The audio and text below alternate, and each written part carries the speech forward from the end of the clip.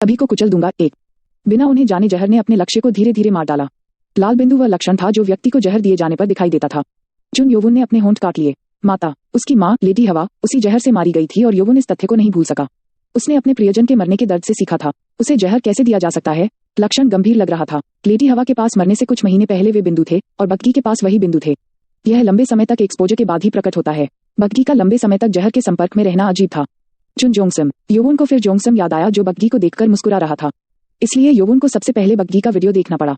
समूह के भीतर राजकुमार को हराने वाला एकमात्र बग्गी था। यह संभावना थी कि चुन जोंगसम गुस्से में और शर्मिंदा था। हालांकि जहां तक योवुन को पता था, किसी को खुराक के वर्षों के माध्यम से जहर के संपर्क में आने की आवश्यकता होती है।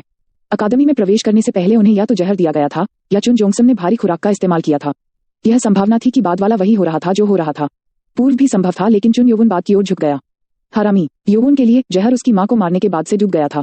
वह जानता था कि उसे बग्गी और चुन जोंगसम के बीच की समस्या से कोई लेना देना नहीं है, लेकिन उसी जहर का इस्तेमाल होते देख उसे गुस्सा आ गया।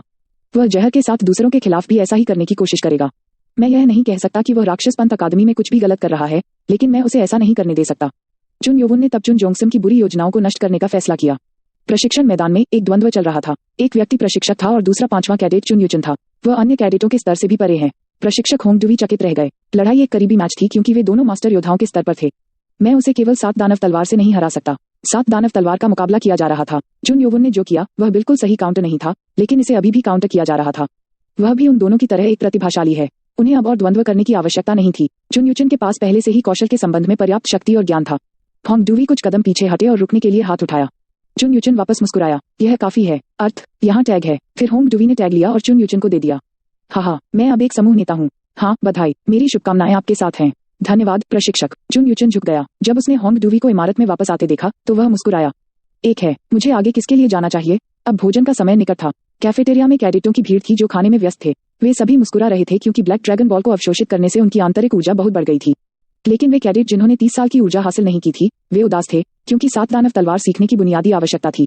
तभी सभी ने अंदर जाने वाले व्यक्ति की ओर रुख किया। वह 18वां कैडेट बग्गी था। वह अकेला था, अन्य समूह के नेता योग्य कैडेटों के विपरीत। वह एक खाली कोने में बैठ गया और खाने लगा।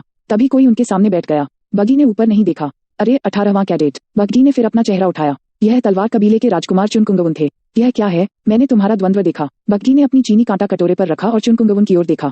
उसकी इतनी हिम्मत। चुनकुंगवुन को बग्गी का रवैया पसंद नहीं आया। अधिकांश कैडेट हमेशा उसके प्रति विनम्र थे क्योंकि वह अभी भी राजकुमार था, लेकिन बग्गी ऐसा नहीं था। मैं खा रहा हूँ, आप क्या चाहते हैं? बग्गी रूखा था। चुनकुंगवुन क्रोधित हो गया, लेकिन उसने शांत रखा। हम्फ, मैंने देखा कि आप मास्टर स्तर पर थे। बग्गी घबरा गया। ऐसा लगा जैसे उसने ची को भी देख लिया हो। इसका मतलब था कि चुनकुंगवुन भी एक गुरु थे। मुझे आपका कौशल पसंद है। मुझे लगता है कि आप एक ग्रुप लीडर बनना चाहते हैं, लेकिन क्या आप और ऊपर नहीं जाना चाहते?